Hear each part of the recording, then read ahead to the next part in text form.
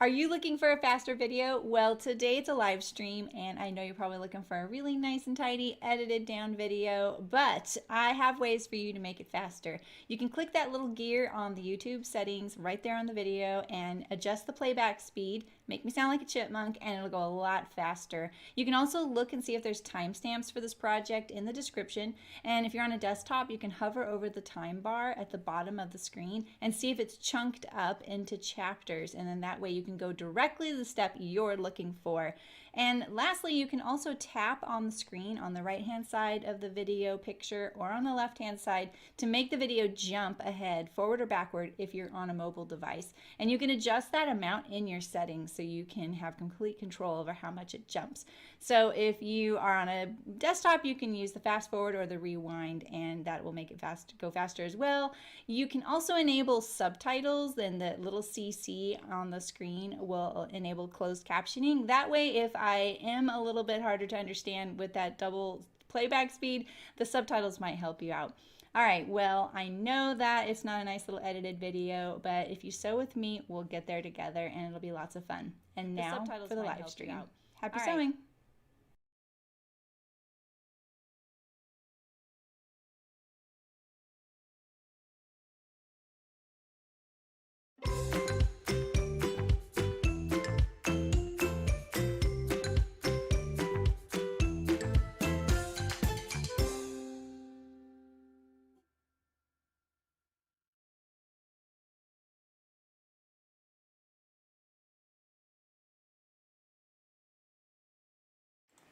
Hi, how's it going? Do I look shorter today? I don't have my shoes on. Hi, Sarah. Where can you find the ideal bag pattern? It's on my patterns. It's right there on the patterns tab. It's free there. So it's on the website free. I guess I should say it's not just on Patreon. It's probably there somewhere, but it's probably just a link in Patreon. It's free for everybody, not just patrons.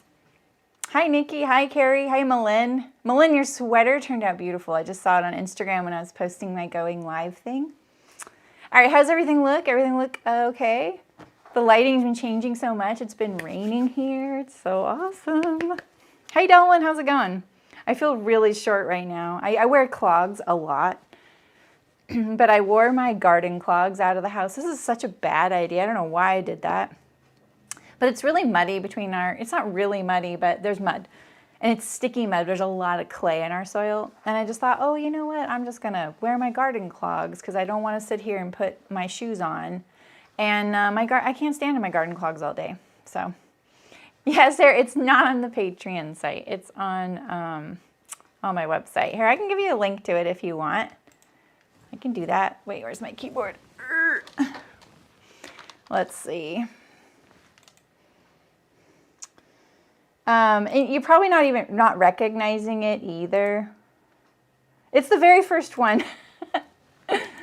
So yeah, I'm going to put a link to today's pattern in the chat too. All right, so this is the ideal bag, and this is a free pattern. It's quite an ambitious pattern. It's one you all designed, and then I drafted the pattern for.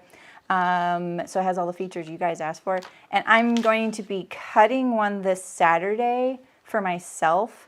And then in a week or so after next week, I'm going to be sewing it. So if you guys want to join in, I'm going to modify the pattern as well so that it kind of is custom how I need it. So anyway, so today I'm pretty excited that we have a sponsored stream. They don't happen all the time, so it's really special. And we love it because then we get patterns that I might not normally even have known about, or maybe it's not normally my style or I'm nervous about it.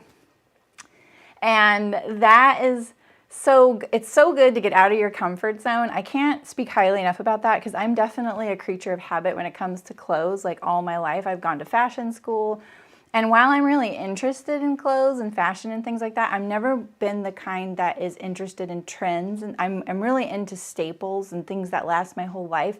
But it definitely has made me look probably 20 years older than I am for most of my life. So it's always good for me. And I always notice that when I wear something totally out of my style, I get a lot of comments on it. And not that you're doing it for that reason, but at least it makes you reflect on, oh, maybe this is a silhouette I actually could wear or a color I can wear. And I think that that's such a good exercise, because what's the worst thing that can happen? It just doesn't work out. You can gift it to somebody or whatever. So not that we're all sewing for other people, are we? We're sewing for us. So that is such a good lead up to this particular pattern, because I am a child of the 80s. Like, that was my heyday, and I am not like chomping at the bit to go back to them. But at the same time, I love that that's my decade. I love that that was my like coming of age decade, because there was so many great things about it. And this pattern, I feel like, is such a nice touch of the 80s, but it doesn't have to be that kind of, you know, it doesn't have to look like it. And I love that. And I love that, you know, Christine, who designed this pattern, this is the Mercer top by Sewing and the City. I need to look that up and put it in the chat. And so there's a sleeveless version, which we're making today, and then a sleeved version as well. And it looks gorgeous in the photos on her website. I'm going to give you a link to that in a second. But I love that she said, you know, it's really, it just gives you that kind of powerful feeling. And we like that around here, right? We are the boss of our sewing and everything we do, right? So yeah, so anyway, Christine sent this pattern to me, and she lives very far away. And so I get to keep the project today, which doesn't usually happen. Usually I let people send me a project and the fabric and the pattern, and then I send it to them. So she picked this fabric out, and she got it from Minerva. So if you guys want to find it on there, I can tell you a little bit about it. Let's see. It's called Coastline by Sharon Holland for Art Gallery. I like the Art Gallery fabrics. In fact, I'm wearing an Art Gallery fabric because you get Klingon vibes from this one. That's not necessarily a bad thing. They were largely misunderstood. Worf was one of my favorite characters. Bet you didn't think I'd say all that, did you? What was I about to grab? Oh, there's a little card here. Oh yeah, it's right here. So on the Minerva site, the code is CTL-49904, just in case you're interested in this fabric. I actually really like these fabrics because they wash really well. I didn't iron my Paddington top today, and I don't ever have to iron these. Yeah, you could if you wanted, but honestly, it's going to look kind of lived in the first 10 minutes you're wearing it, so I like that. I think it was a good pick for this. And I think you would want something slightly crisp if you really want that shoulder to be prominent. I think something really, really soft. I don't think you're going to get like a ruffle armhole look if that's what you're hoping for. It's worth exploring, but it's not, the pattern's not constructed for a ruffle. So you're not really going to get that kind of flounce shoulder if you go for like a rayon. I don't think, but I think it's worth exploring. In fact, it would be kind of fun to have cut out just the flange in the rayon. And maybe I could do that by tomorrow and put it on this trial. So I have a trial here. I didn't really sew the garment together, but you know, I have this pretty serious back hip tilt thing, and this kind of pattern, when it's just straight, usually it'll just pool in my lower back, but this one doesn't. So I just cut out the shell. Can you see? I'll just do the full screen. You can see my messy sewing room here. Well, it's not messy, but there's a lot of stuff in here. So look at how deep this is. This is not how deep the armhole is, because there is going to be a piece here that finishes off the side seam and the armhole, and then the flange is going to go here. And guess what? We get to do binding. You know how I love binding. So, but look, it does hang straight here.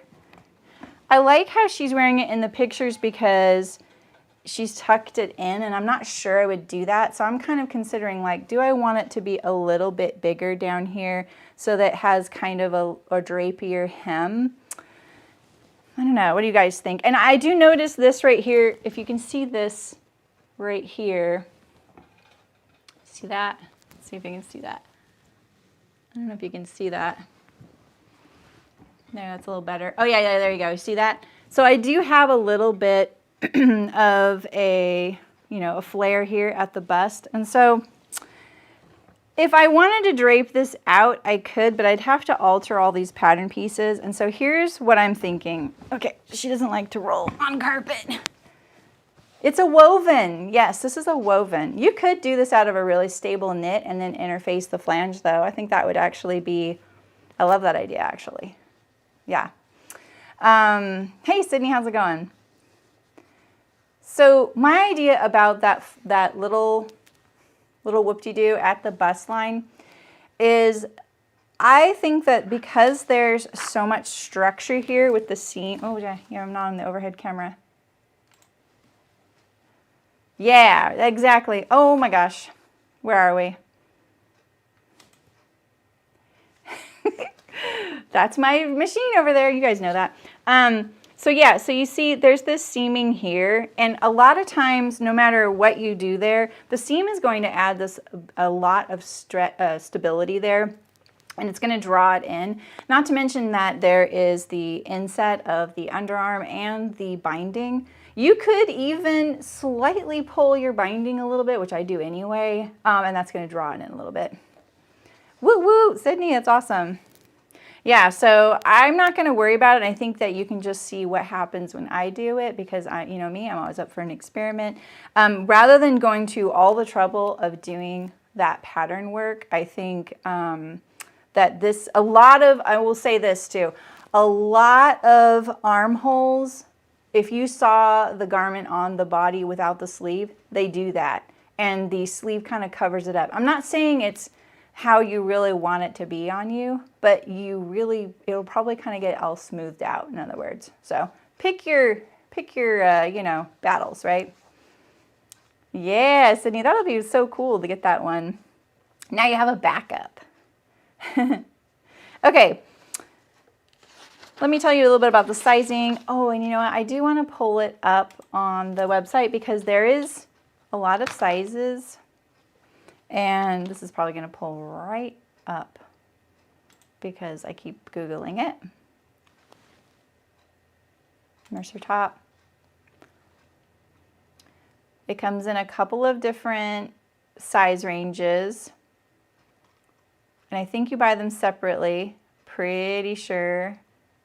I want to say like below there's going to be a, if you're in this size range, go here. Let's see.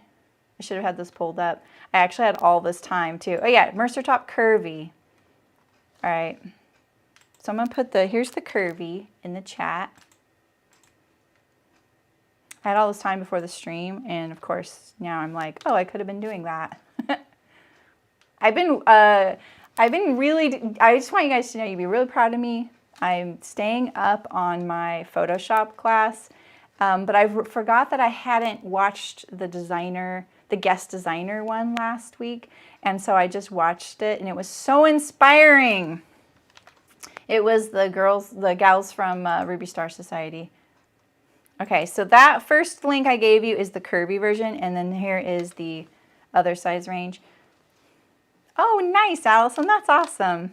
A couple of you have been using some of my affiliate links. I really appreciate it. I notice it. All right, so this one here that I'm making, sorry, I just choked on spit. I know I'm going to because my water thing broke. Got to ration my water.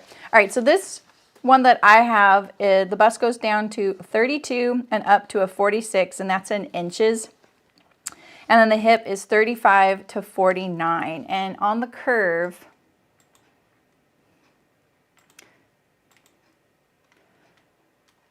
let me look at the sizing. I don't have it memorized. Oh, that's the yardage. I love it when the yardage is there. The bust starts at a 42 and goes to a 56. The hip is a 45 to 59. These are all imperial. I don't have the metric handy. Sorry about that. So it does come in two different size ranges, and she's committed to adding them. And then there's a new one coming out next month that she kind of let me in on, and I think it's called the Carnegie robe. So the next pattern in her line that she's going to be adding the extended sizing in is the Carnegie robe. So that's kind of cool. Maybe we can pull it up at the end of the stream and look at it on the screen. All right, so I pre-washed the fabric, and so now I'm going to cut it out. Hi, Elena, how's it going? All right, let me move some of these weights out of the way here. Nice, that's nice, Allison. That's awesome. Yeah, the Nancy is a 5 out of 4 pattern, right?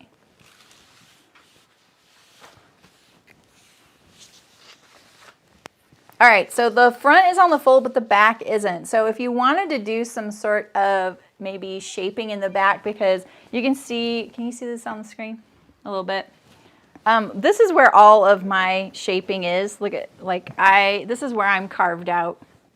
I used to be carved out in the front, but not anymore. So it's all right here. And so if you wanted to, there is a seam right here, and I think that you could play around with a little bit of shaping back there. You could add darts in too, but using the back seam is a lot easier if you don't need a whole lot. I love a molded back seam. It's really nice. So, okay, so we have so this is those armhole pieces that are gonna finish it out. So you can see it's gonna come up, you know, good, like almost 4.5, 5 inches. So it's not a deep armhole, even though it's sleeveless.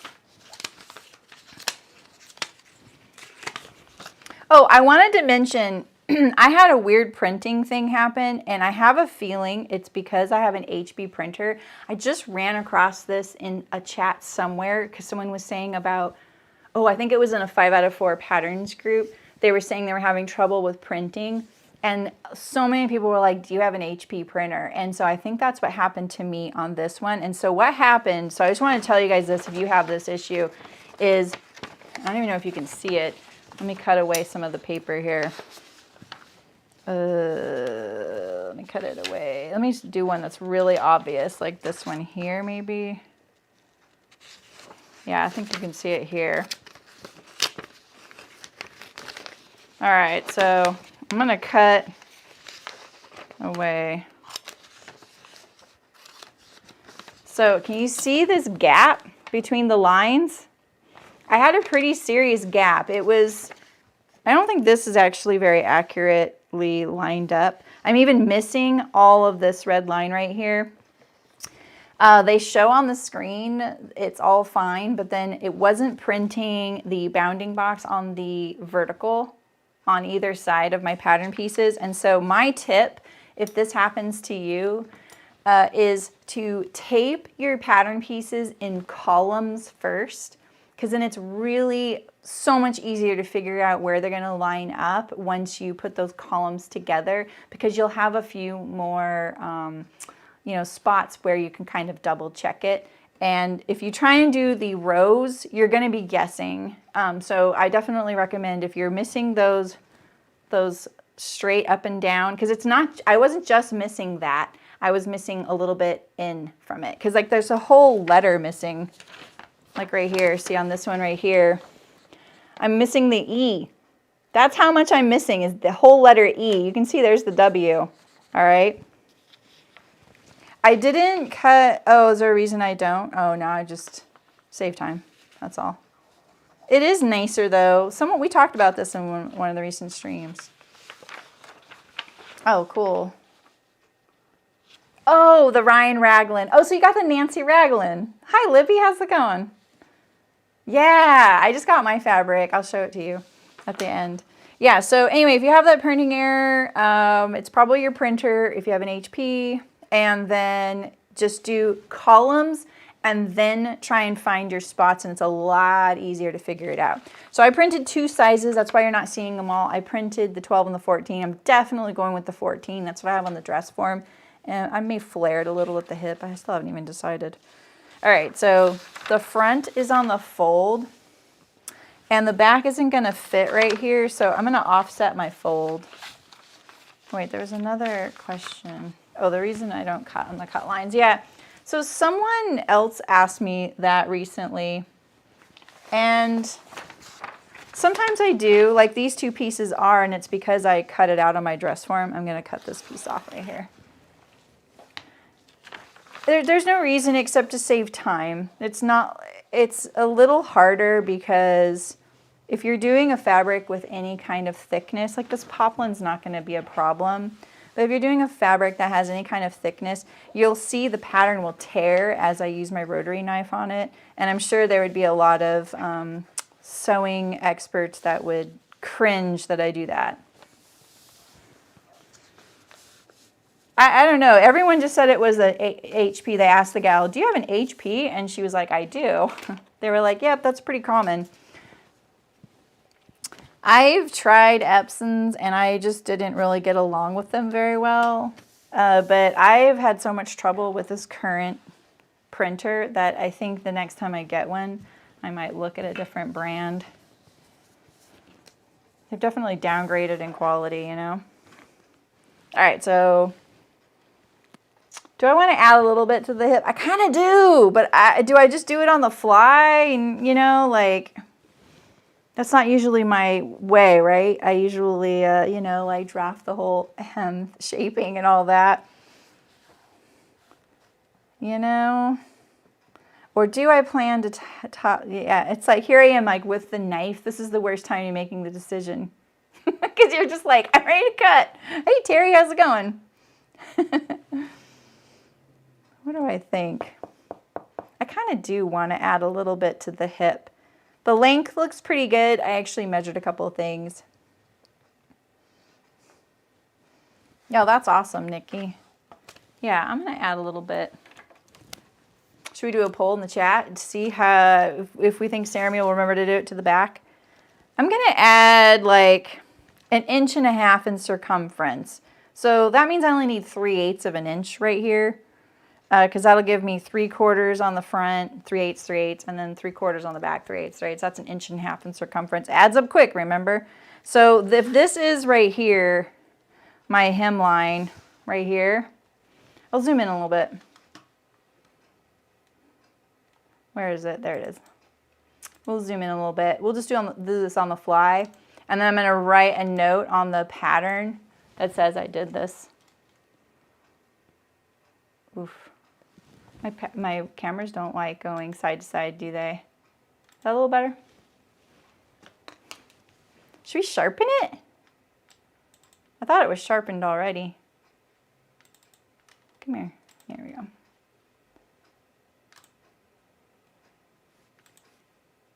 It is sharpened. That's about, I guess that's as good as it gets. We'll use a Sharpie to combat the sharpening.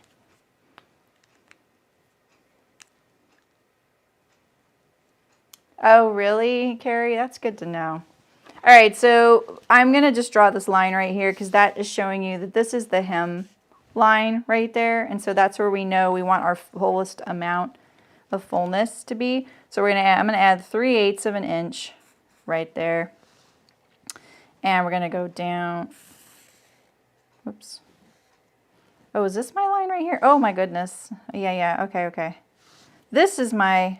Oh my gosh, this is my cut line. You know what? I'm confused because I usually don't cut my pattern pieces out, but I did on this one. This right here is the perimeter of my paper is the actual line that I'm cutting on. So that's just unique.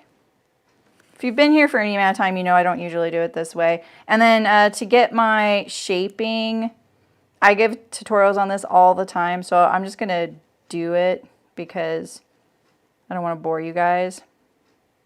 So I'll just tell you. So what I do is I find my perpendicular line. I put my ruler perpendicular to this finished hemline right here. And so I'm looking at it like this.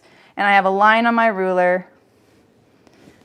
We'll use one of my grain line rulers so I can draw on it. All right, so I have this line right here lined up on my perpendicular. And then I put it right here at the fullest part. And then because I can see I have about a 5/8 inch hem allowance, I'm going to go 5/8 inch up, slide the ruler so that this long edge of the ruler lines up with it. And then that's going to be right down here, and then we draw our line. So there's really not much of a shape. I don't really have to worry about it too much. This is kind of a bad tutorial. I give that tutorial often though, so. Yeah, I'm going to do French seams for sure. That's a good question though. What's the seam allowance? I think it is 5/8. Yeah, so that's good. That's sufficient. I can do French seams with 5/8. That's fine. This is kind of weird to be printing out along my cut edge.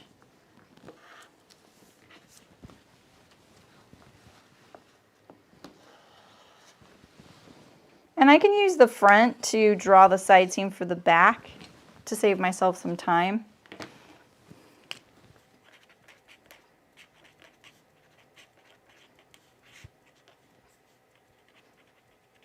I'm just giving myself a note so that I know the one that I'm wearing right now, the one that like once I like go back to make this pattern again, the one I'm wearing right now has 1.5 inches extra in the hip.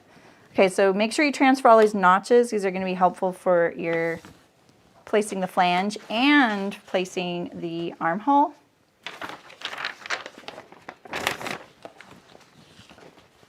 Okay, so I slid over my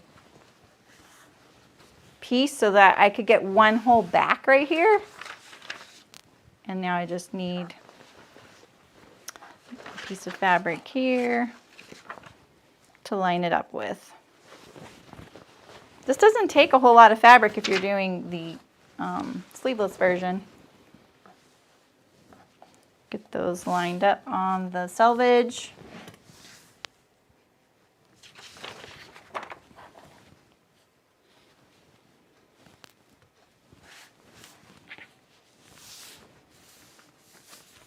Yeah, gas has gone up a lot, hasn't it? I actually was thinking about that the other day, like, do I spend too much on shipping? And should I just go and get things? And then I was kind of doing some of the calculations. I was like, gosh, it's almost on par lately. It depends on the kind of car you have. Like with my husband, no, it's cheaper because he has an electric car, but yeah. We like the random facts. All right, so line this edge up on your grain line, and you're gonna notice there's a really gentle curve right here because there's a little back neck opening.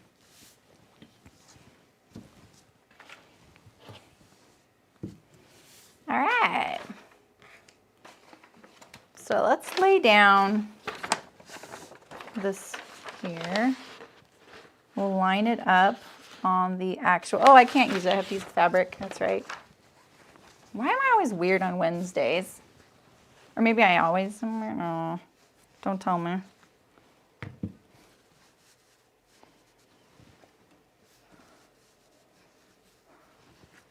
All right, line up those edges there. I'm gonna cut my side seam out first so I can get rid of this, so I don't accidentally cut it. So what have you guys been working on? Is anyone in the Halloween costume loop? Hey Nancy, how's it going? I feel like I'm always a little bit weird on Wednesdays. Good job getting your projector set up, Nancy. That is pretty exciting. I think a lot of us saw you getting help from Sasha Sewist. Ooh, her name is a mouthful. Yeah. Baking cookies. Oh, that sounds good. Cargo shorts. Oh, is that the wardrobe by me, Terry? Nice. Oh, I need to do my notches. Sorry, I'm reading chat. A lot of notches.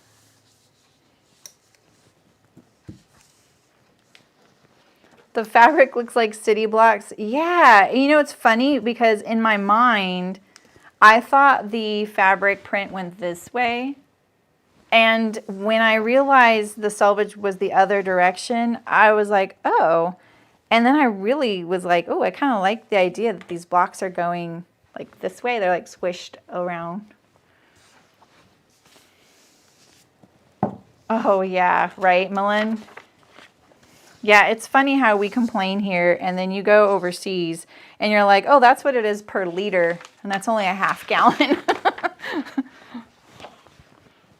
Oh, the Move Fabric one's nice. Yeah, it does seem like she is a saint, Nancy. You're trying to make a cowgirl dress for Halloween. For some reason, it messed up making the front yoke curved on my mouth. Oh, bummer. Oh, you started the lagging? Yeah, you're really inspired by that coat, Terry. You can't stop that, you know? Why should you? Oh, I haven't seen her post. I'm just like kind of fighting with the Facebook thing lately. It's getting bigger and bigger again because, well, you know, I don't have like actual like friends added on there. I just use it for sewing. And, oh, it's about 4 liters. Yeah, exactly. That's right. Yeah, exactly. And now that I'm in a few of these sewing things, because I have to keep up on some of them, it's a little overwhelming. I just want the pertinent stuff. I'm spending all this time smoothing this out, but let's look what our pattern pieces are. So we still have these flanges, and I think we need 4 of these and 4 of these.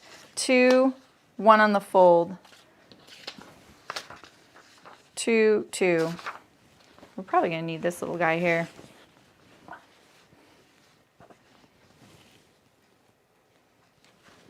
This is the grain line. Yeah. Okay.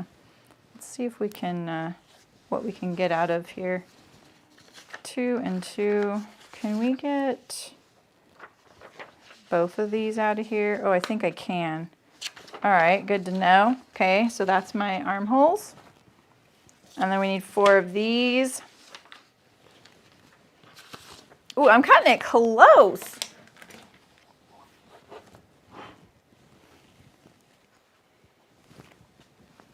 This is when I'm like, okay, I never look at cutting layouts because I usually do a better job. Where's my grain line on there? Oh, there it is. I see it. It's like hidden under my paper. Usually I would cut off the long sides of the paper when I'm going to tape together, but because, like I said, I didn't have the horizontal. Just gonna make this a little longer. It's not a one-way, which is nice.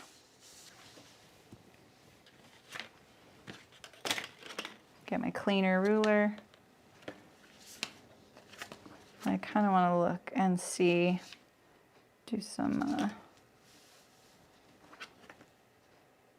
3 1/4, 3 1/4.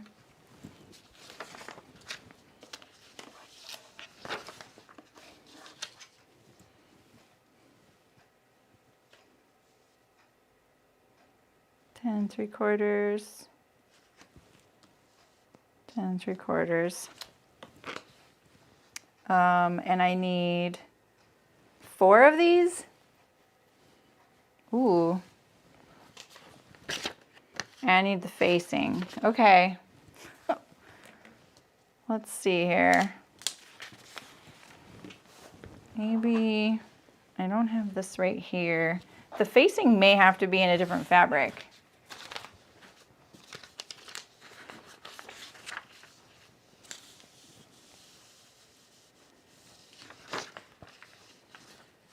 I'm just going to play around a little bit. One thing about the projector thing, sorry, you guys are probably talking in chat too. Ripstop is fun. Oh, cool, Lena. Good luck with your blazer. Oh, nice. Cookies are always great. Hey, Ray, how's it going? Oh, I didn't see the inside out dress, Libby. Guys, see, that's what I'm not. I wish I could just have one username. I have to have 2 on there. Not username, but 2 accounts. It won't let me join certain groups as me, and I can't have a page without being a business. Oh, okay, Terry. I'm sure I'm missing something. Oh, Malin, nice. That's great. Exactly, Ray. I totally agree with Ray about that, about Terry. Oh, cool, Malin. You've been indecisive and not sewing. Hopefully your first work week went well. Back to work.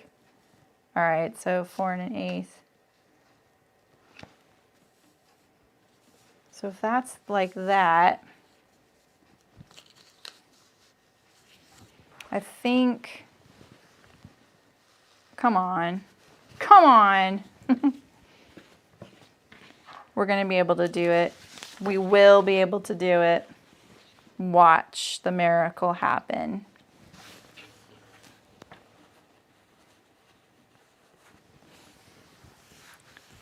You guys love sewing drama and cutting drama, right? This is when I wish I could make a marker on a computer screen. And that's what I was about to say about the projector thing, is that that is one thing about the projector file, because I've thought about when I create a pattern and I make the pattern pieces, I've thought maybe I should just make the pattern pieces in the fabric layout, and then they can just lay it on the fabric and cut it out, right? That's a marker. That's essentially what you need for projector files. You need a marker. So they must have to make them for different fabric widths, and that does add a bit. What I like also about the projector thing is that you're making patterns better. The pattern companies are going to be forced to make their patterns better. All right, Carrie. It's so. Oh, wow, Malin, that's it, huh? That's anticlimactic, like climactic. Okay, when I slide that way over, I can get one more right there, I think. This is off grain. I can see it, don't worry. I imagine that it would have been better to cut one of these with the layout of the body. All right, now so if I do that there, and I do this one here, 4 1/2.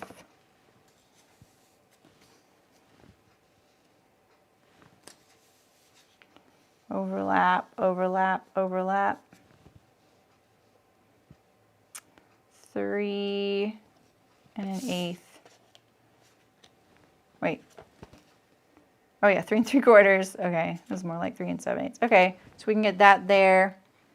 And then that would be 1 2 3. And then this is the back right here.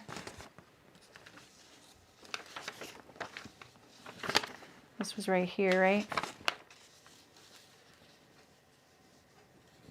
So if that was right here, like this, that's what I do. I kind of put a placeholder. Can I get this one here? Maybe if I move this piece of fabric over.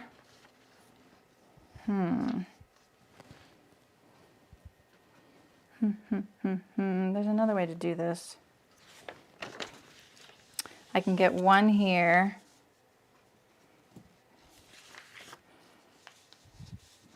All right, what if we did this? We did it even more. Like, how much can I go into this piece here?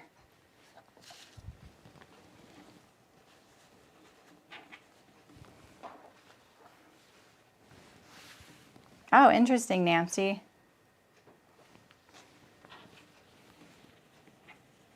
Oh, that's cool, Elena. So your experiment. So explain your experiment that you did to everybody, because I think that that's pretty interesting. Hey, Ray. Thanks. Oh, absolutely. It's funny. I was thinking about that today when I was watching that Ruby Star Society, because it's like part of my Photoshop class, right? And I was thinking, like, what I got from it. Like, I'm always telling people, like, I'm nobody now, but like when I was Chicken Boots, I would get a lot of people asking me, you know, how did you do it? How did you make it happen? You know, blah, blah, blah. And I was one of those people that people would ask me things like that. And I remember just thinking like, just keep doing everything, you know, like just keep like, I would say all the same things these gals would say. And here I am doing something completely different, you know, doing the drawing and stuff. And I'm wondering the same things all over again. And I'm like, why aren't I taking my own advice, you know? That didn't really help because this curve right here is about in line. Because I was kind of hoping to get into this piece of fabric here. Maybe this one would go into this, but it's not I don't think it's going to help me very much. See, the curve is in line. Shoulder tip to arm to side seam here. I think when you look at someone like the Ruby Star Society gals and you think, wow, I would just love to be in their shoes, or whatever it is you're envious of anyone for, I think what we really, like for me, I think what I identified is what I really want is a supportive group of people in the community to be in. And I think that taking that away from that interaction was really helpful for me. All right, so if I got those three across there, right? Sorry if I'm fussing too much.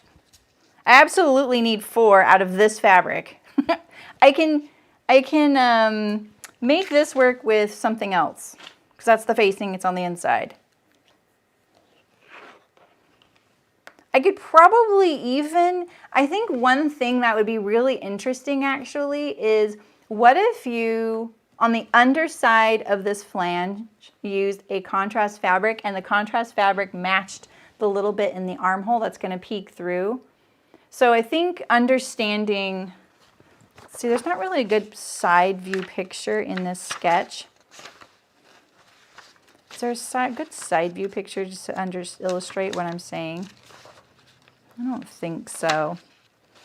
Because that would kind of tie it in and it would look very intentional.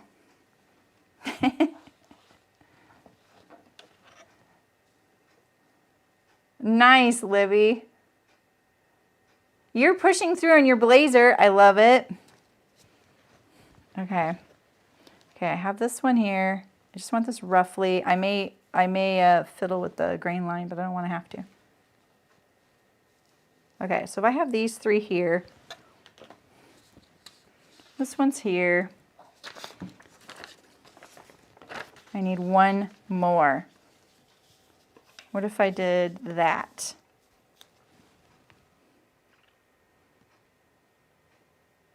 Right? Because this one's here and that one's here. Is that what it was? I don't think that works. I got this. I got this.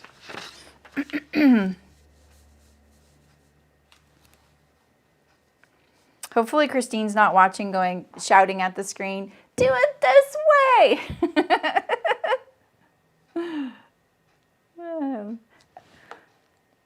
Yeah, I love that you did this, Elena.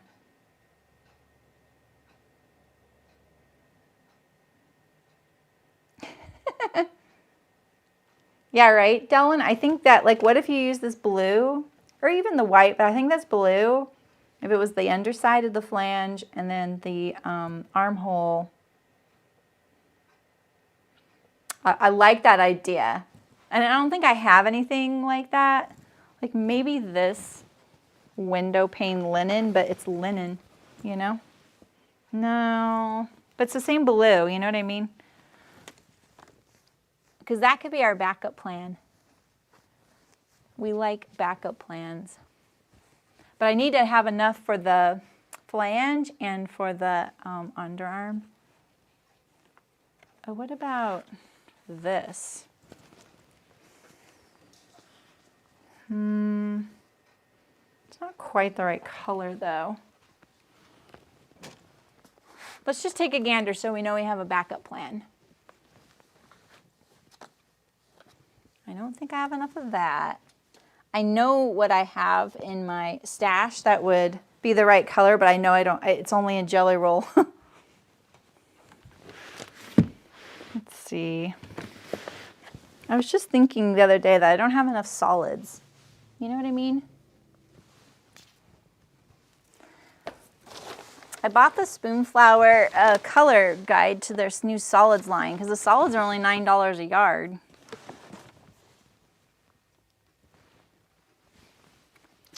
Yeah, these are just not quite right. They're just too dark. I think having like you know, like a dusky blue. See, that would be pretty bold, but very 80s. What about the pink? I have maybe the white, you know? I would need a lot though. I would need 2 each of these, and then, yeah, and all of those. You'd need yeah, I think, hi Michelle, I think that could work. I don't really have any solids. Like, this is the state of my stash. This is my solids bin, and they're not technically solids like this one is. I have some white linen, like I have a huge amount of that, and that's about it. Should we just keep pressing? What about up there? Oh no, that's lining. What's this? Oh, I do have this. Is there pieces big enough?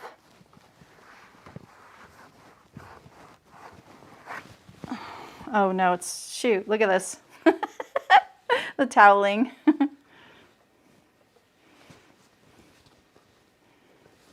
It's the right consistency though. It's a really crisp linen.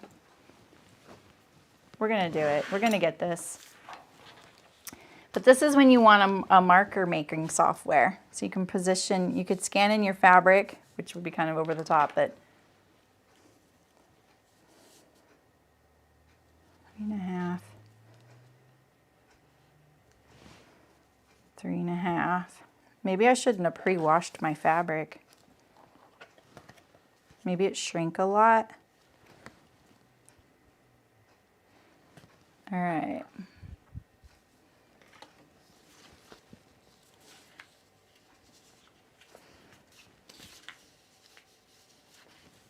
Now if I put this one here, so I'm liking this. It seems very compact.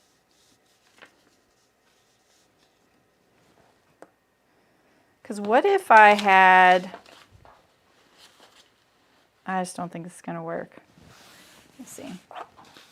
Right, Danny? I know, it might be.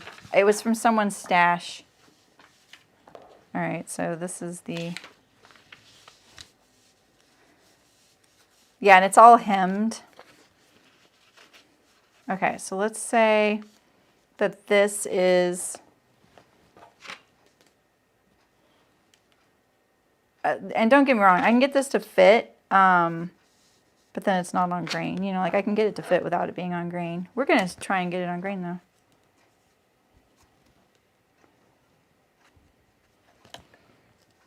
Okay, so what if we had that? That looks like it's going to work perfectly.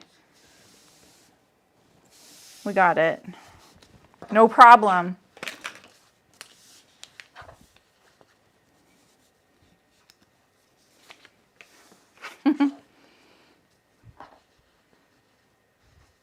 Yeah, it doesn't feel like those baby blankets. It's a linen, and those baby blankets are such an interesting kind of flannel, aren't they? 3.25, 3.25, and then this one here, 13.25.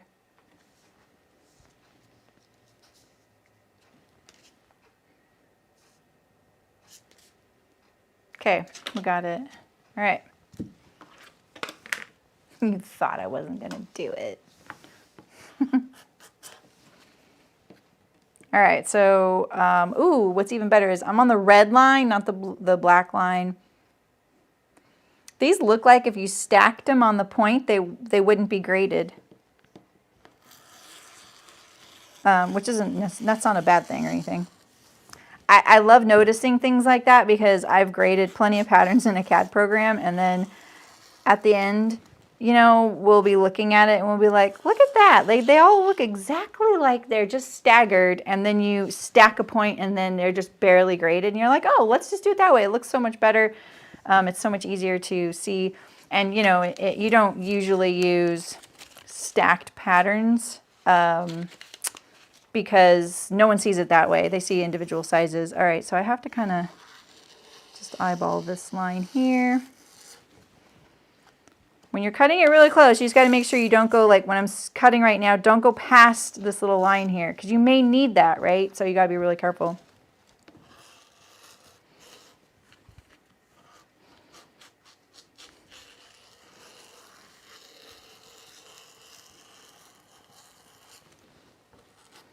All right.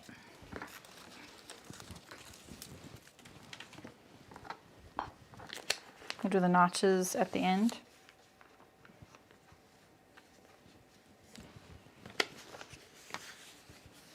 Yeah, it's like flannel that pills. But there's something that's so like comforting and nostalgic about those.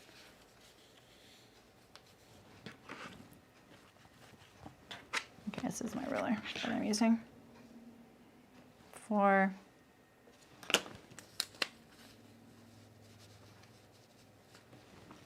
Oh, I'm still zoomed in. Sorry about that. Is that okay?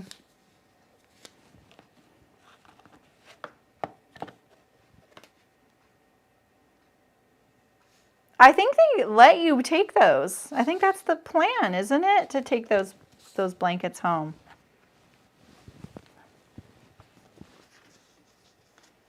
The green line. Oh yeah. I mean, I'm definitely making sure of that. I feel like that's the most boring part of what I'm doing is that I keep checking my grain line.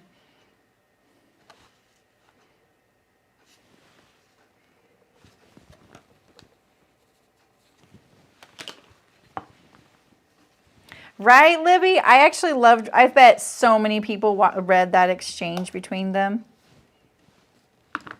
I did all that, but I kind of wish I would have taken the fabric out. It's not a really good idea to leave your fabric under there. It might not be, you know, stacked the same. You don't want to trim it off. I'm going to leave, just in case there's a chance I can get one of my facings, but we kind of want them both to match, don't we? All right.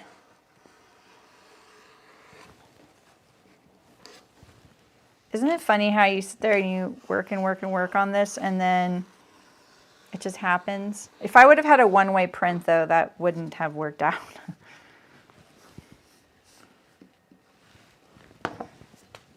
Two notches here. I'm hoping there's no notches on that edge that my printer didn't catch. Where's my little scissors? Oh, they're right there. Wow. Make sure you get all 4 layers.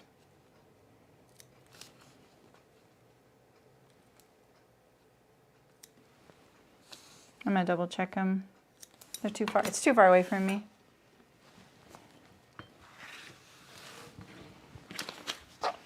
I know, Libby. I wonder too, like, I think a lot of people do move their projectors around, so it is something you want to make sure you know how to do. Because what if you, I don't know, need some sort of repair in your house and the crew that comes needs you to move your projector? You would really want to make sure you know, because you'd be kind of sad if you didn't. There we go, that's a better notch. All right, we got it. 4. It's the power shoulders of this pattern that got me through that. Here's a notch right here. Can't see it because of my paper overlap.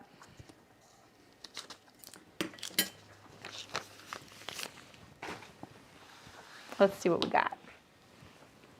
So now we have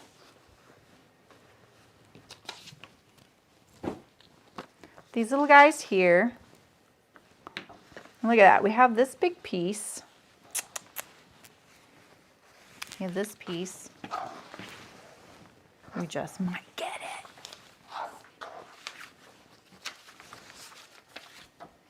I'm gonna trim off a lot of this paper because maybe this little piece I earmarked, this little piece of fabric I earmarked for this pattern piece, maybe it would be better used for the facings.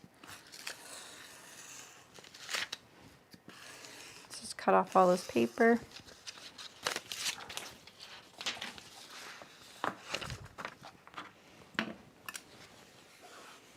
Now I just need to remember that we have a directional print for the armholes. I'm not so concerned about the facings for that.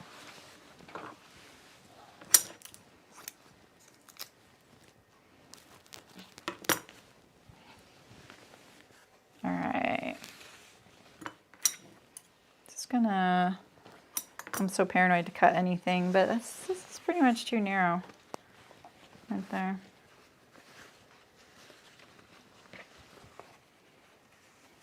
I'm just kind of checking stuff out. I'm like, is there any possibility? You know, you just never know.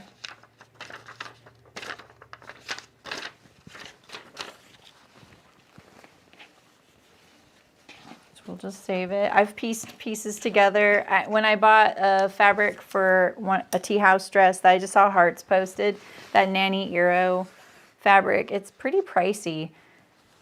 And so I didn't buy quite enough for my tea house dress, so my facing on the inside is pieced together, and I never notice it, you know, it's fine. All right, so these are my priority, doing it in the actual fabric. I think I can get those here. And then I just need one of these, which I can totally get right here, I think. And then I just have this piece here. It's like serious Jenga today. I can get one there. Any chance I can get the other one here? Not necessarily. Oh, that's not on the fold. Maybe.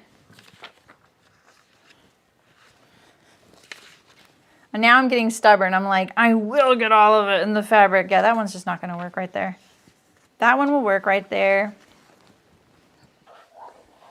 But these don't need to be on the fold, so maybe this is where the magic lies. So we'll put these pieces here. I can actually get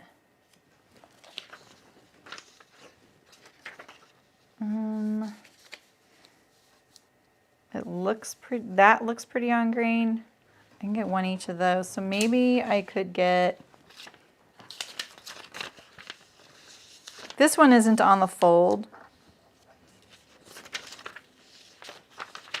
I'm just thinking of all kinds of things here. All right, so yeah, I could get that here. It seems kind of wasteful.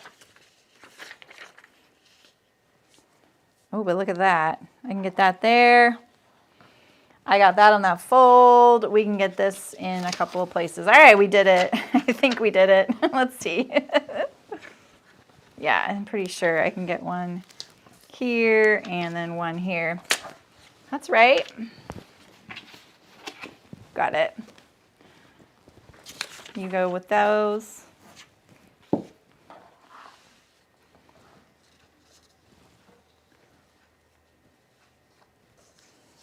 I do like no scraps left. I can probably flip this over so you can do the pattern piece. I'm just looking at the green line now. 1 3/8. Here's the grain line right here.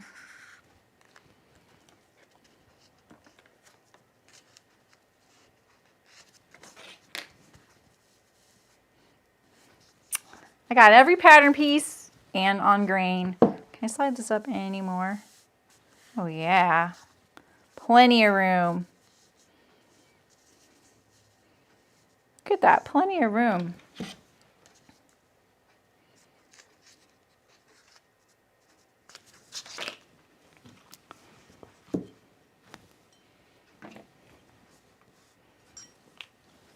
Dina's been really busy.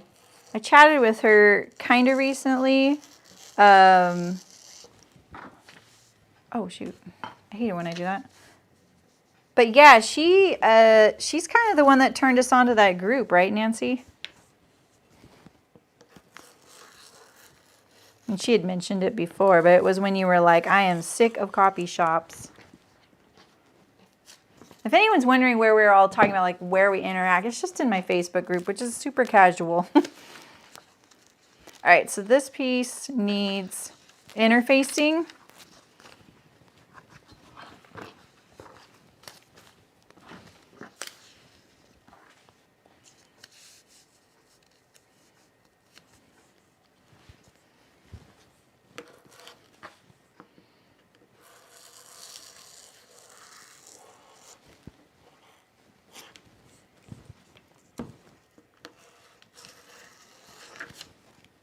Jeez. There we go. So how would you do this on a projector? Like, how would you do this Jenga on a projector?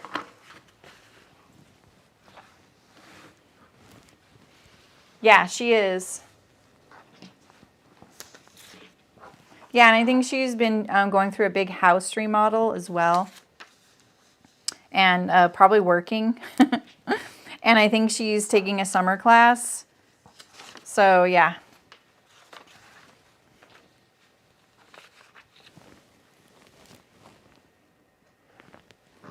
No, that is perfect, Nancy. I think your feeling about that is actually, that is perfect. We are perfect, you know.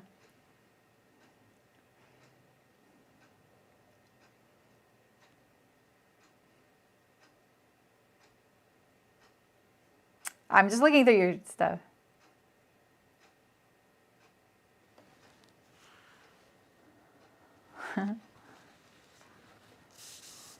I know.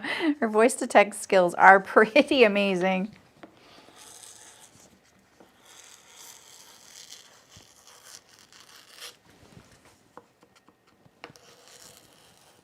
All right, where's my line? There it is. I see it. All right.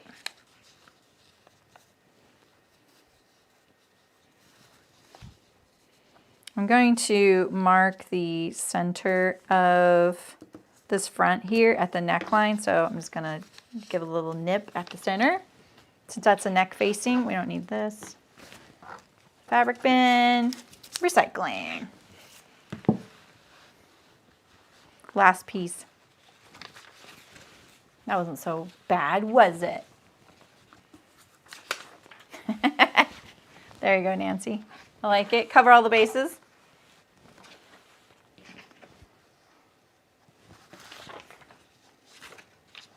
All right, so let's look at this side, because this is the narrow one.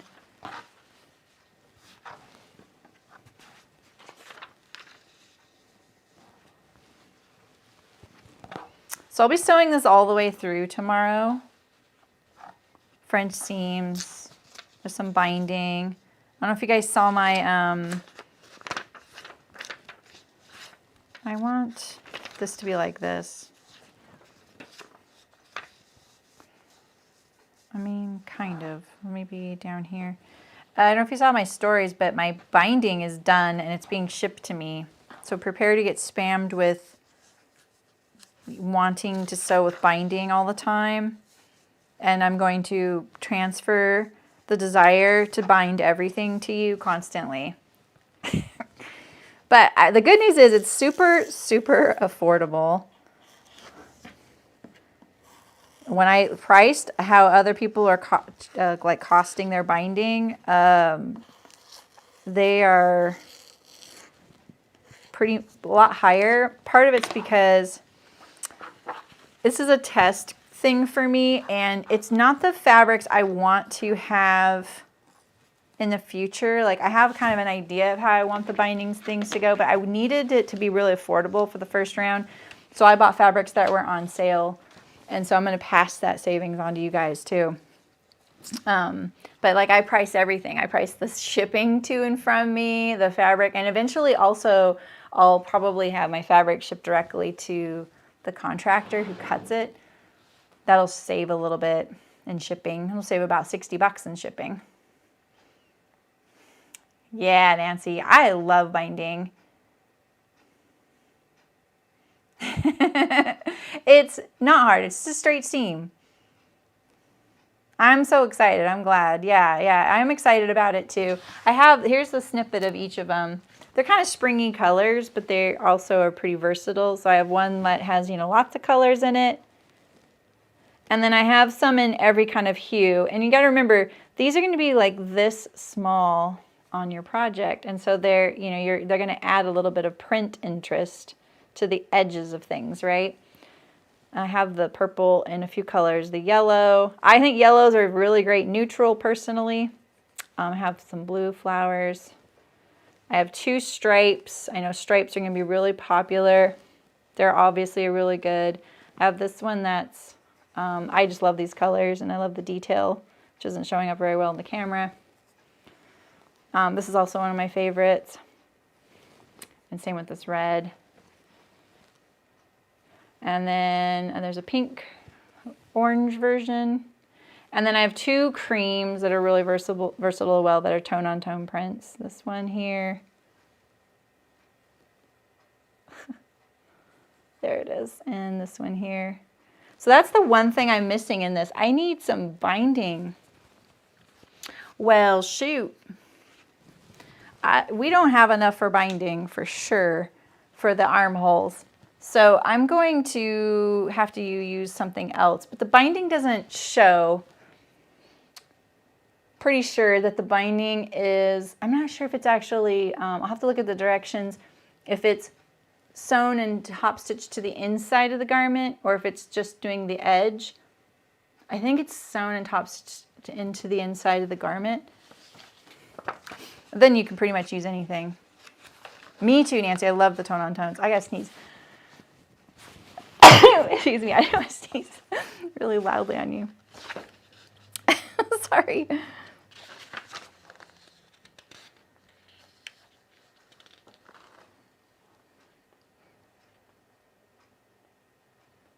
Oh, she likes to do it the way where you press the bias in half. Oh, wait. Oh, never mind.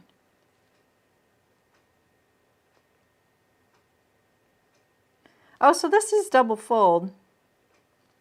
So it can show if you want it to.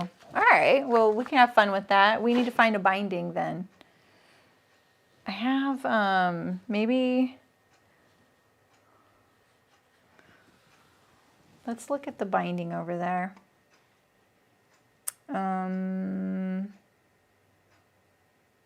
Oh, you can't see it from here. The more you do, the easier it gets. Yeah, and finding binding by the roll is difficult. These rolls will, I asked them to cut them in half. So the rolls are going to be about, so if the bolt was over a certain number of yards, they could cut the bolt in half. And so some of them are 13-yard rolls. I think the highest roll is 14 and 15 yards.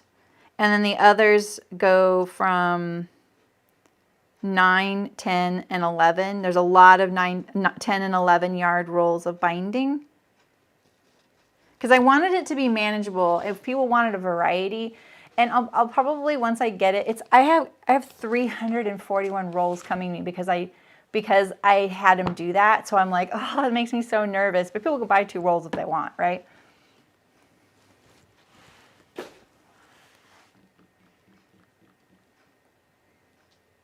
Yeah, it gets torquey.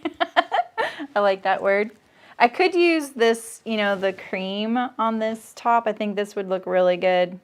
It's got that kind of same pebbly look. So maybe I'll do that. I have like pieces of the fabric here. I saved myself a half yard of each one. So I could use this as the binding. I could cut it up myself, hand cut it, because I don't think it'll be here by tomorrow. But here's the fabrics. It's always good to save a half yard of your fabric purchase. I'm saying that to all the people who cut and sew and sell things. Always save yourself. We saved ourselves a yard from every cut, and it bailed us out so many times. Like, I can't even tell you the number of times it bailed us out.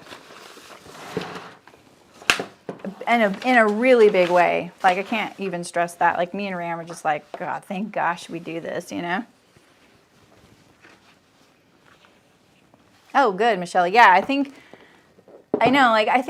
people might want it by the yard, and I'll explore that, but that is so much work. And as long as people don't want like beautiful packaging, I can probably manage it. You gotta remember, I'm not Chicken Boots anymore, so like my whole shipping thing is so much simpler now, you know. This is the back. Look at this. It's our back. So now you can kind of get a visual of how this goes together. Here's our front. In fact, let's just flip these, because I always show you things like this. I always show you with the back on this side and the front on this side.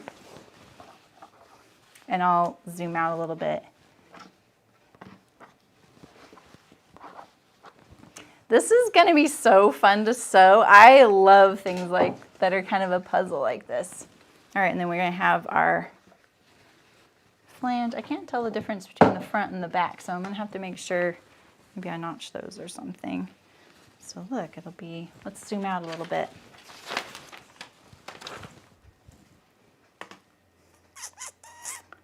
Let's see. Yeah, so I hope that the selling, I'm not trying to push you guys on the binding, but I just need to become a customer of a fabric company I've never been a customer for. And I've been a customer of a lot of the companies you guys know, but there's one in particular I'd really like to be a customer of. So like we'll have our flange. I bet it's this one, like this. Can we prop it up? Maybe with some binding clips. Do I have any of those? Yeah, and then I think we could really get some good bindings together.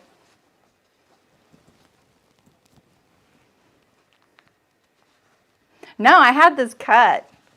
I had this made. I had a few people message me over the last couple of years. Will you ever get more? Will you ever just sell binding? And I've wanted to, but I just needed to get rid of some stuff to have the space. Good. I hope my flange stands up when it's on me. I think it will though, because it's constructed right. Maybe if I go like this. I think I have this one backwards. Yeah, I do.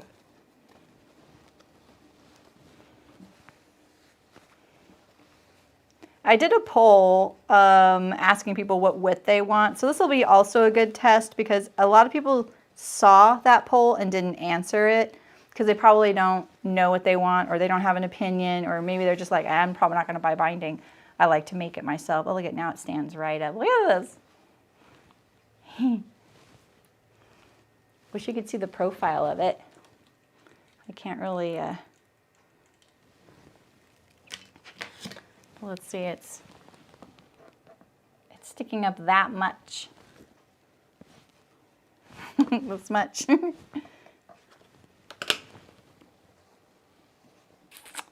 Yeah, because I can do crosscut, I can do bias, and I can do it in pretty much any width. So I just want to do what people want.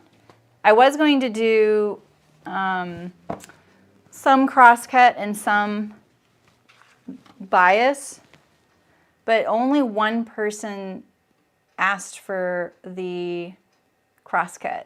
So that's just how it is. I have to make sure I can sell it through. And maybe I can sell it to fabric stores too. If I can't though, that'll keep the price cheaper. So anyway, all right. What do you guys think? You think I'm gonna be able to rock this?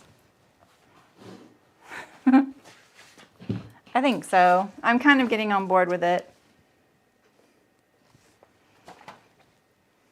All right. So tomorrow I'll be cutting and sewing this, and I'll be doing French seams. I really want the table to be straight here at the bottom. There we go. Got $1,000 to use on cameras. What would I be able to do? Here's the deal with cameras. I was actually just talking to another live streamer about this, and we were kind of sharing notes. Using a actual DSLR camera is tricky. It has these limitations to it. One being the memory card, and I'm not sure how people use them to live stream. Because see, the thing is, if I had a DSLR camera to live stream with, I have 4 cameras that I use all the time. I couldn't buy 4 of those, right? So you'd have to pick which setup would get it. And in my opinion, it would be the sewing machine, right? Because that's the thing we all love the most and we all want to see the best detail on. I'm not sure about, because I have a DSLR camera, but I'm pretty sure I can't live stream with it. It would have to be a specific thing. I think one of the things I would get is an Elgato Stream Deck, but I don't need it. It just seems kind of cool, and it would make transitions faster and easier, and I could do things like press a button and then the Facebook group would pop up and chat, or because it's like basically a little tabletop button device that does macros. So I really don't think I could use $1,000 on cameras, to be honest. It would be really nice to up the quality, right? I think I could spend it better on lighting. Oh, do you, Elena? Oh, that's really good to hear. Yeah, and the person I was talking with, they have it too, and they really love it. And it's really not that expensive, so I could probably just get it. But he's playing games, yeah. Because I could do things, a lot of people use them to do silly things, like make funny noises, like maybe you have like signature noises that you like in your chat, like every time the seam ripper comes out, you play the sound of a bottle of wine pouring. You know what I mean? Like you could totally do that. I could just press the button and it would happen. So there's that kind of thing. I look at it like, could I do it for lighting changes or zooming in,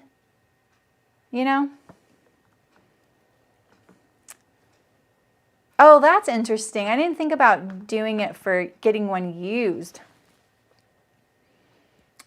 Peripheral. I don't know what that is, Ray. Me either. I know how to sew pretty good, but I don't know how to do all this camera stuff. You know what I would probably spend $1,000 on is someone to come in and consult with me. But here's the problem with that. Here's the problem with that. Every person I've brought in, I know more than they do. And so that is kind of the struggle. So the one person I sometimes hire to get help, he's a young guy. I found him he was a mod in a chat. And I randomly saw someone like one of his tweets. I have Twitter for fire stuff, but I also follow a few gaming people.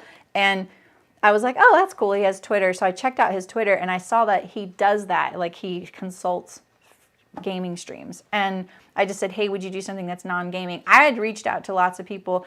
Hey, would you ever do an edited video or an edited intro for a non-gaming? Oh, sure. And then they never get back to me. They don't want to do, a sewing thing. So yeah, and the person I was talking to, they have their whole stream set up on a rolling cart. So they just roll it everywhere they go. That's kind of the next thing people are doing now, is putting it on a mobile thing. But my carpet's so squishy, I don't think that would work very well here. Yeah, I could probably, oh, do they? That's interesting, Elena. They have a lot of stuff.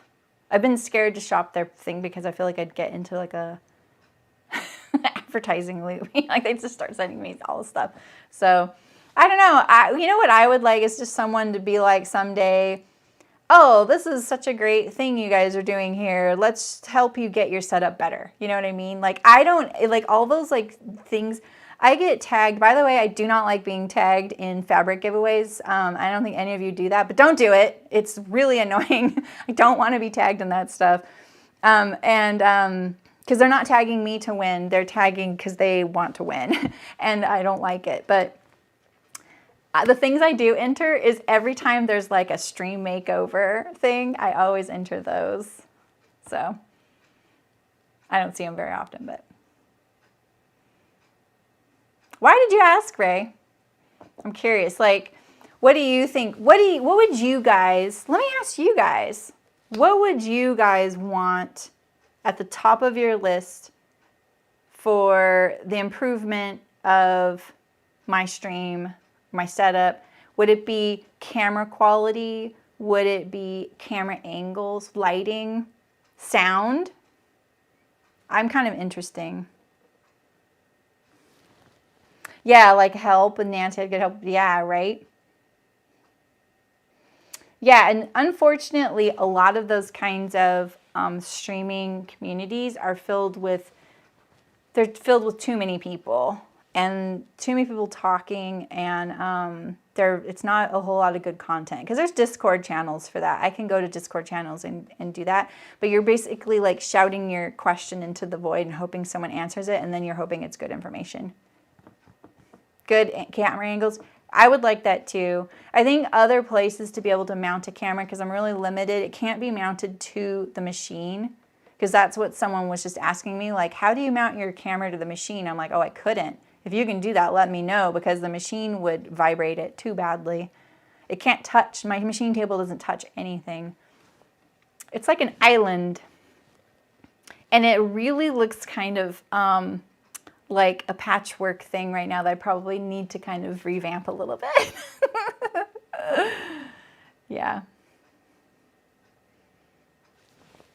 Yeah, I think about that kind of, Ray, but at the same time, I'm just not going to worry too much about it.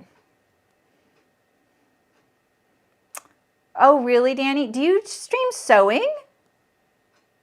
What do you stream? Thank you for saying that. I know, I look at gaming streamers and I'm so jealous. It's so much less, like there's only one camera, you know. Mounts that don't vibrate and are easier to adjust when you want to show. Right, I would love the whole easier detail. Class learn how to better adjust camera settings for dark prints. Yeah, you know, like that would kind of open things out. Oh, you stream science? Do you want to shout out your channel? I'd love to see what you stream. Please shout your channel out, Danny. Well, remember we had someone in here recently saying, I really wish you could change your, oh no, they weren't in there. They maybe sent a message or put a comment. I really wish you change your camera angles. They really want it down low. And what they don't understand, like I totally agreed with them. I was like, yeah, I'd love to do that. The person that they were referencing though is doing edited videos. Now I could make edited videos with better camera angles if I had a better camera with the memory card. Those memory cards, by the way, they're like $300 and $400.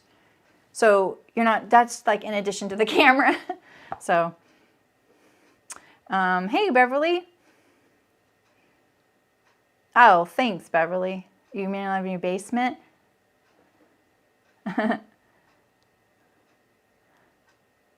Mostly for teachers. Oh, Edvotech. Okay, cool. Yeah, that's awesome. Don't say sorry. It would, yeah, Elena, that's the thing, is like putting the camera here. I think it was Sew House 7. Wait, who just posted a sewing video a few weeks ago? And I was like, that camera angle is amazing. And they were like, yeah, thanks to my assistant. So yeah, if there was someone over my shoulder, you know, and also so you can't see the camera, there's that. So if you see a really good good angle, most of those people don't have face cams, and the camera would be right here in front of their face. And that's the other thing, like I can't look through camera lens and sew. I do occasionally, and it's dangerous, and it makes the sewing look like 2 feet further away. You bought a flexible laminate. Yeah, exactly. Yeah, you understand. Yeah, right, Elena? Yeah, they can't really see. I feel like we're co-opting the Mercer top so long, but we've already done the cutting, so hope anyone who needs the cutting, this is pretty much it. So, oh, I am going to cut out some interfacing for my facing pieces, though. I do a lot of that off camera, though, like cut out the interfacings. There's a few. I mean, you guys have turned me on to a couple, but they're doing something a little different. Like Lauren Mormino and Andrea from Soda Fit. I think Jay Stern does a live Friday thing, right? So I have to say, I think I told you guys like a month or two ago that I found a new editing software, and I have to say I actually enjoy it now. Like when I start doing it, I dread it still. There's still this level of dread where I'm just like, because this is what happens. You start editing the video, and then you're like, you know what? This could be so much better. And then you have to decide, do I reshoot this? So I have to get fabric, I have to cut it out, I have to sew it, I have to film it again, and then bring it back over here. Sometimes it's worth it, sometimes it's not. I just made my how to wax the Kelly anorak video 3 times. And I don't even think that's going to be a video that gets maybe 400 views. Like that's, you know, like it's not even 400 views. I think it'll get like 50 views. Right? So, but at the same time, I'm one of those people that once I start doing something, I have to do it at least to a certain level of what I like.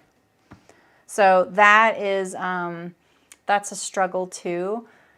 Because I am doing stuff like that all the time and you don't see it because sometimes it never finishes. I have so many videos that are recorded and now I'm like, okay, those are out of date. I have to re-record them or they're in my old shop.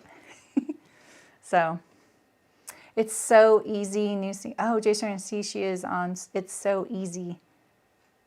What's that? Is that like a seasonal thing? That's cool.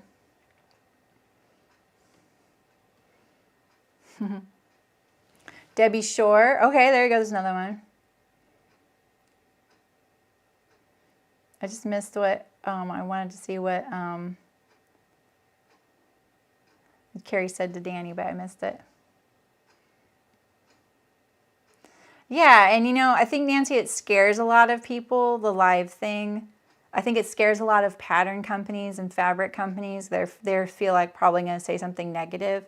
Or something negative is going to come up because they're probably like, oh my gosh, what if they find the one little mistake no one's found? And that's okay, right? I feel like that's the one thing to stress is that you want someone like me to find something that's weird or have a problem or do it wrong, right? Because then we're going to figure out how to get out of that.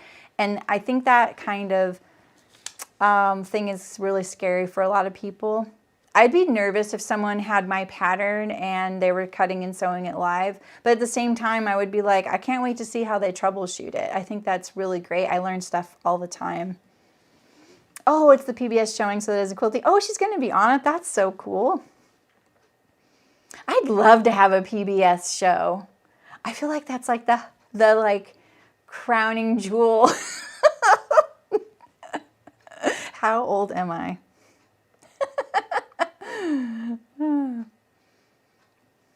You know what I would like to do, and I hope that people are kind of on board with this. I'm not sure a whole lot of folks here, it would be something you're really that interested in. I would really like to teach people how to production sew.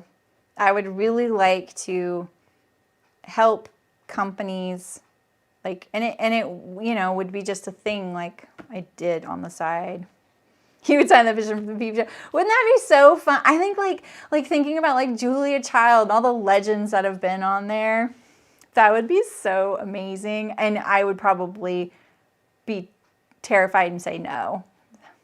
I'd be like, do you have that stuff that makes you not blush? Because I'd be blushing the whole time. I love fruit too. It's the PBS show that isn't quilting. Yeah. Yeah, I think doing this Photoshop class makes me constantly ask, why am I taking this class? What do I want to do? Do I really want to be a fabric designer? I don't really think I have what it takes to be a fabric designer, and I don't think that's a bad thing at all. I think it's good to know that, right? I know what it would, I feel like I know what makes a good fabric though. as someone who's used like 100,000 yards of it, literally. So I'm not bought that much, but all right. This is probably really not that interesting for you guys anymore, but what else did I want to say? There was something I wanted to tell you guys that I got email about, but I can't remember what it was. Shoot.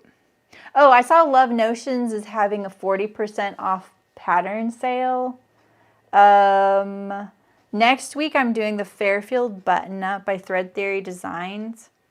And it's going to be all about plaid matching and things like that. It's going to be kind of casual. I will tell you that I just need to sew 3 Fairfields. So I'm kind of using you guys, but I thought the plaid thing would be really interesting. Since I don't do a whole lot of pattern matching just because it kind of, the smaller patterns fight with my cameras, right? And then this Saturday, I have a free Saturday, so I'm cutting out and altering the design of my free pattern, the Ideal bag. I'm going to make it a zipped top with shoulder straps, which I'm not sure how I'm going to do the shoulder straps yet, but I'm determined. The offset seam allowance, Elena. Yeah, we'll talk about that. We'll talk about that. I know exactly what you mean. Right, Nancy? That's always what happens. Oh, I got some fabric in. Would you guys like to see the fabric I got? Let's see. Let me move my pattern pieces. I still need to cut these in the interfacing. I'm going to use a fusible woven. I'm just going to keep this here because I like taking a picture for my next thumbnail. But let's see.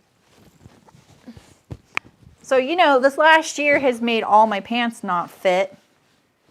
So I need some more jeans and stuff. So I've gotten a couple of new denims covered in dog fur. But I got a couple. I also got this olive green stretch. This is my laundry basket that I use as a to haul fabric back and forth to work.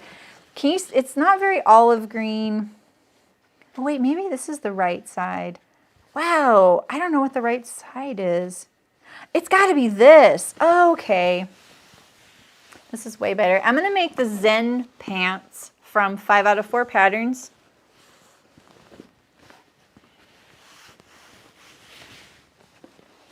Yeah, right, Elena? And you could totally do that. I did that on the first few I made.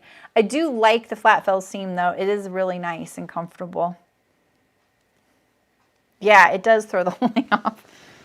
Here's another denim. So I think in the near future, I might have like a kind of sew and chill type of sewing thing where I might be sewing some jeans. And I'm going to record a video on how to sew jeans, any jean pattern soon. So that'll be good practice. I also got fabric to make another fleece pullover since that one didn't fit my husband the greatest. And I got this Eco Hemp. Boy, it's really dark on the camera. This is going to be a disaster. This is navy blue, and it's fuzzy on the back. I got a 2-tone, and this is going to be the Serra, S-E-R-R-A, fleece pullover by 5 out of 4. So that'll be also coming up. So that's November and December's 5 out of 4 patterns I'm going to do. And this is some ribbing I got to match this that doesn't match at all. So, yeah. Yeah, you need large jeans too. Yeah, the struggle is real. I'm living in these Dawn jeans right now, which I love. They're so comfortable, you guys. But, you know, one thing, I should have made them so much tighter. They get so stretched out so fast, and it just, like, I feel like it highlights every little lump and bump. Yeah, Terry, I've done the same thing. Oh, right, silhouette pattern. Yeah, Peggy Sager. Yeah, exactly, Peggy Sager, exactly. Oh, any ideas on uses for thin, not very opaque knit fabric? 5 out of 4 has mostly knit patterns, and she does a lot of fashion styles, so you might find something there. Maybe Jolie Patterns. Terry, it sounds like you and I are having the exact same conversation with our closet every morning. I'm like, what can I wear this auburn blazer over? Yeah, exactly. So maybe, Elena, is it not fitting because you think you're changing your seam allowance by that much? So what jeans are you going to make, Malin? I'm going to make those Zen ones, and I'm going to try it because I think my daughter could use something like that where she works, so she has to kneel on the ground constantly, and all of her pants are starting to rip across the knee. She's like, I might have to resort to jeggings. But those Zen pants, 5 out of 4, are yet another pull-on jean style, but there's cargo pockets and things like that kind of give it a little bit more of less of a jegging style, and they're higher waisted than the Peaks and Valley pants that we just did.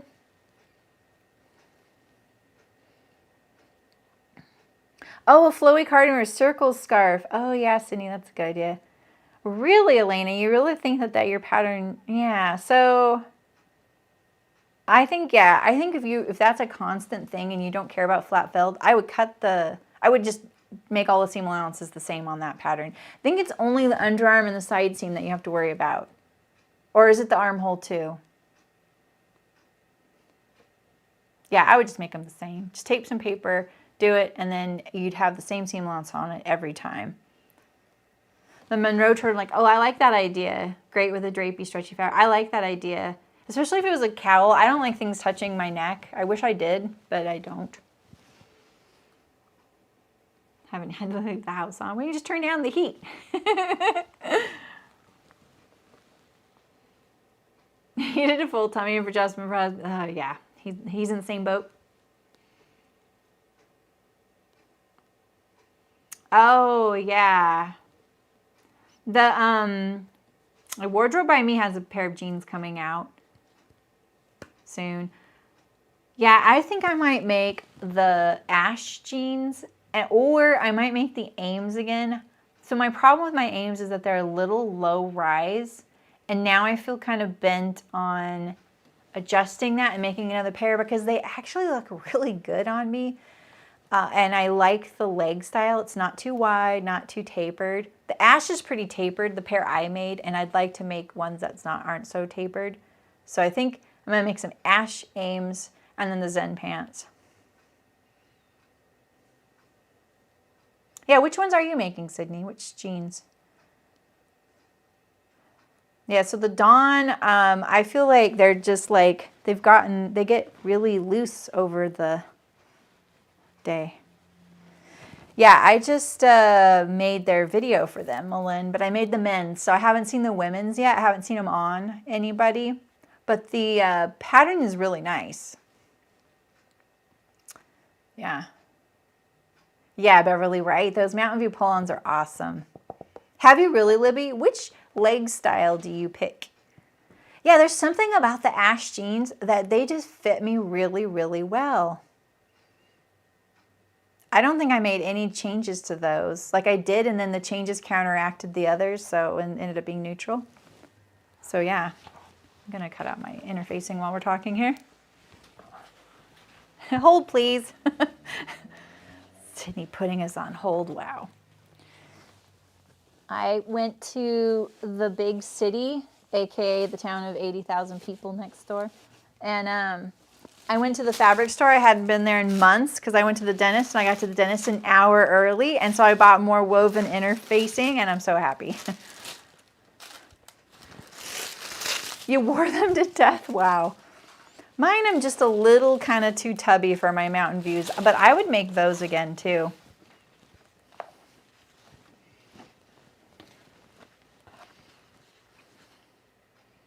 I'm such on a kick to make every jean pattern there is, but at the same time, I really want to just crank out a couple pairs for myself, so I don't want to test anything out, you know?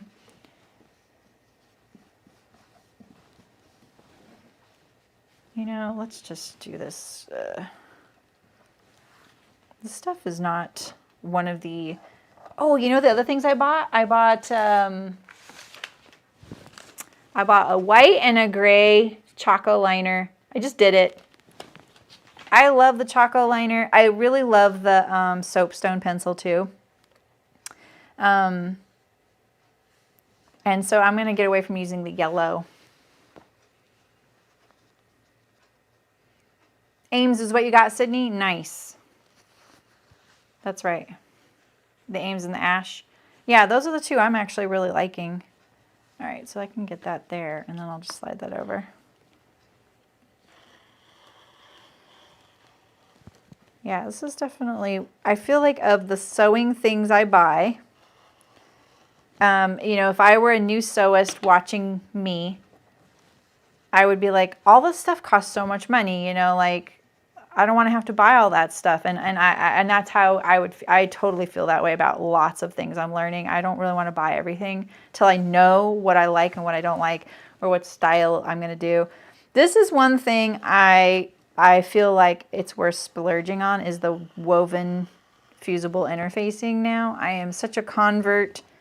When you all met me, I was like, no, I don't like fusible interfacing. I used them on stream because so many people used them, and I thought, well, that's what people are using, but I don't personally like them very much. I just used fabric, and fabric works really good for the most part.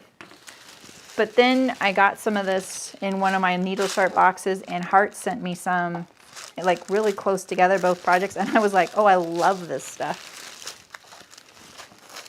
I think it's SF 101, by the way. Yeah. What happened to Libby? Oh, it's in your final press.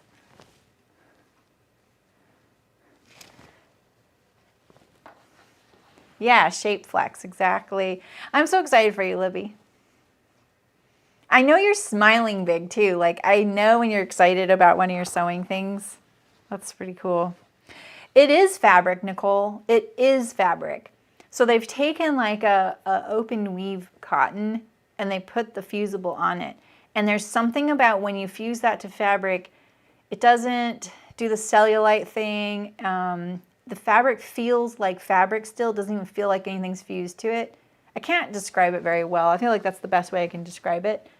It just performs so much differently and better. Yeah, you know, it is interesting that the gingers became the gold standard. I've made lots of those, and they aren't my go-to anymore. And I don't know why that is. I don't think it's the pattern necessarily. I just think I'm really liking a lot of my others better. So I can't wait to see her blazer too. We're all grown up now. All right, get my photo ready, and I'll let you guys go. We really dragged this out, didn't we? Well, but I do want to thank Sewing in the City for giving us this project. This is really fun. This is going to be really fun to sew too, and we get to do binding. Maybe I'll cut some binding. Let's cut some binding.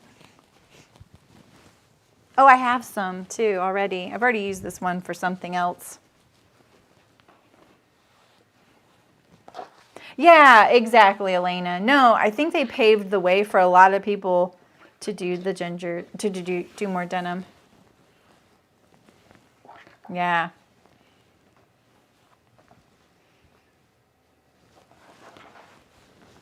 Yeah, the pattern I bought of theirs for some reason is low rise, so I always have to adjust it. You did so much. We enjoyed the process. It's not redoing, we just enjoyed the process. Since this is double fold binding, I'm going to cut mine 1 3/8, but let's see what they suggest so that I don't lead you astray. If the binding was going to the inside of the garment completely, I would only want about 1 inch wide, except the fact that the seam allowance is 5/8. There's that. But it says trim armhole seam to 1/4 inch. So yeah, you would want 1 inch. Cut a strip of bias tape the length of the front. Does it say how wide? But because it looks like, to me, the binding is exposed on the outside, you're going to want about 1 3/8 inch. I think that's 35 millimeters. This isn't pre-washed, so what I'm going to do is wet this and iron it dry, because one thing I can't stress enough is if you are using binding on a project that isn't pre-washed, and I've done this so many times where I'm like, oh, it'd be so cute to face the hem of this with a contrast binding. And oh, so what? It's not pre-washed. It'll be fine. Well, here's what happens.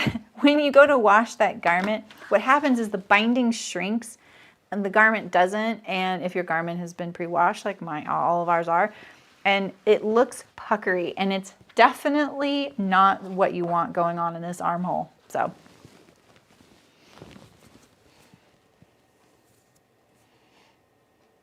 Oh, the Morgans, I actually really like those too, Terry. Those are non-stretch. I bought stretch fabric because, you know, even though I really like non-stretch. Yeah, and they were super stylish and like jeans, exactly. Like they knew what we wanted and they did it. They delivered. The ginger jeans definitely delivered. I don't know how many sizes they come in though. That's cool. Yeah, like if you know their block fits you pretty good. And that's the thing is, like right now I feel like straight out of the packet, the Megan Nielsen blocks are fitting me better. Oh, maybe that's what it was, Nikki. I got the high rise and they were really high. Oh yeah. Isn't the Dawn a button fly only, or is there a zipper version? You should probably just make more gingers. You know, we should just take a moment to appreciate the fact that there are so many good jeans sewing patterns out there. Let's just put something on the Sewing Fairies altar for the number of really good jeans patterns out there in the world. And there's more and more sizes becoming available. There's fabrics available. We have to recognize this. The fact that you can buy denim from almost anywhere, you can get the hardware, you can get the top stitching thread, and you can get a pattern. I'm telling you guys, it was not like this even like 10 years ago. It was really, really bleak out there. Find the top stitch thread, you could only get like the Gutermann that was at the bottom of the thread rack, and there was like the yellow, and that's it. And that was fine, but that was all you had, you know. Hardware, forget it. Like hardware was so hard to come by, and it was not as good as it could have been. Like I could find tack buttons fine because I use them in my product line, but rivets, forget it. Finding a jeans zipper readily, same thing. So let's just take a moment to appreciate the fact that we have options. That we've come a long way, baby. So, Landers, I made those. Yeah, I think they could update. They probably are, Sydney. They seem busy with their fabric store, though. Gingers and Sashas haven't been expanded. Oh, okay. They are expanding their size range, though, too. What were the ones they started with first? I don't know. Anyway. Yeah, I think that they had problems maybe because their pattern drafter moved somewhere. You got to remember, a lot of these companies, they may not even be the pattern drafter, so they are beholden to having a pattern drafter on hand and one that doesn't get wooed away to somewhere else, you know what I mean, or wants to do their own thing. There's a lot of pattern drafters, I think there's more now available, but there's not many with the like experience that it needs. Oh, wow. All right, I'm going to get going. Now we're just chatting, and I love that. But still. All right, well, thanks for coming, you guys. I'll see you guys tomorrow. We're going to sew these. Thanks for the tip, Ray. I really appreciate it. I love talking about the camera stuff too. I find that interesting because I was just talking about that with someone else. And it is something I think about, but then I'm like, you know what? I'm not going to worry about it. If there was something you guys were consistently being like, hey, can you change this? I would totally go after it. So anytime you guys think I need to improve something, I love hearing that. So, oh, the Ultra Charlie and the Cali haven't expanded. That's what it is. Yeah, those are probably on the same block. That's why. So, Rome collection. Oh, it's in collections. Yeah. All right, you guys. My stomach's growling. I love it when my stomach growls. Am I the only one? But I love it. It means I get to eat. All right. I'll see you guys soon. Bye.